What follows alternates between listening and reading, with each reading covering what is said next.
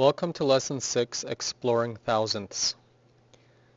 So when we're talking about thousandths, we're talking about fractions that are out of 1,000.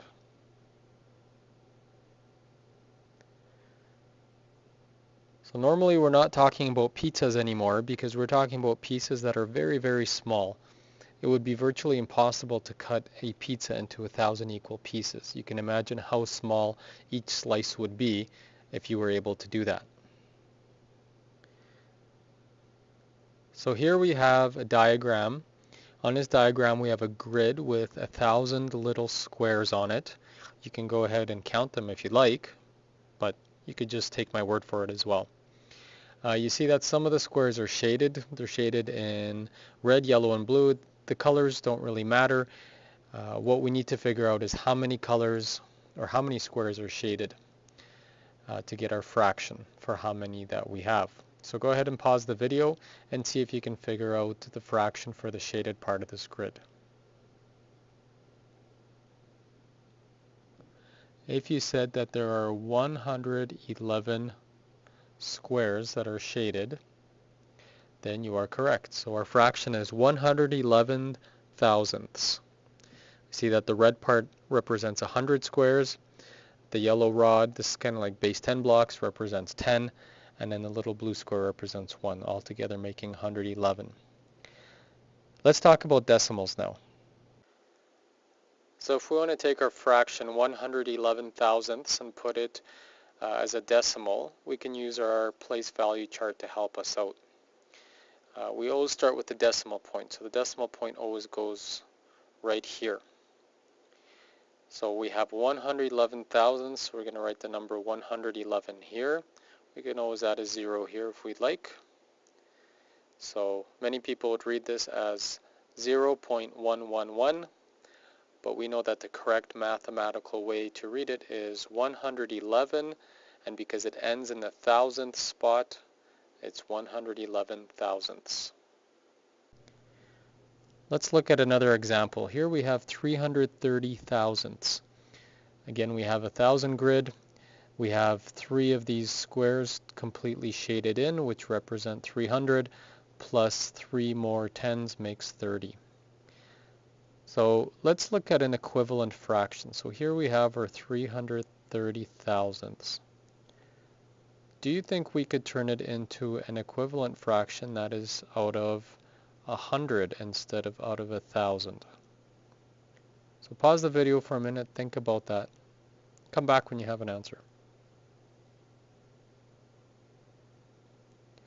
Remember, you learned that if you multiply or divide both the numerator and denominator by the same amount, then your fraction is equivalent. So the question here to ask is, obviously when I'm going from a bigger number to a smaller number, like from 1,000 to 100, I would be dividing.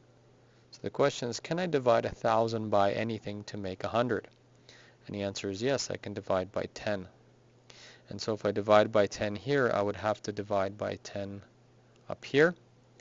And if you punch in 330 divided by 10 into your calculator, you would get the answer 33. So let's see if that makes sense in our chart here up above.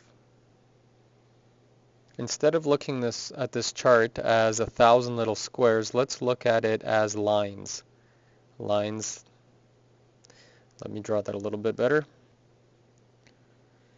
There, now we can see that each one of these large squares can be divided into 10 lines.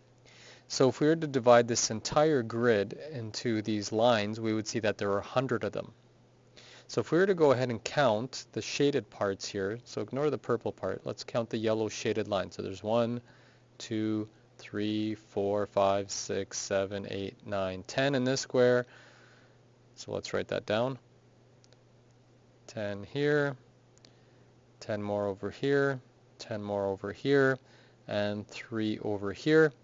Altogether, that makes 33. And since it's 33 out of 100 total lines, this just proves that 330 thousandths and 33 hundredths are equivalent. They mean and show the same amount. So in this lesson you learned about thousandths. You learned that thousandths are fractions out of 1,000. So if you take your one whole piece of whatever you have and you divide it into 1,000 equal parts, we're talking about thousandths. And we're talking about really, really tiny pieces. You learned how to turn your thousandths fraction into a decimal as well using a place value chart.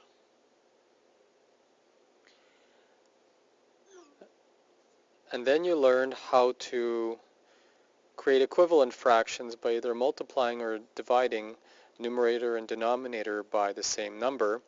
And you saw how a grid can be used to show both thousandths or hundredths.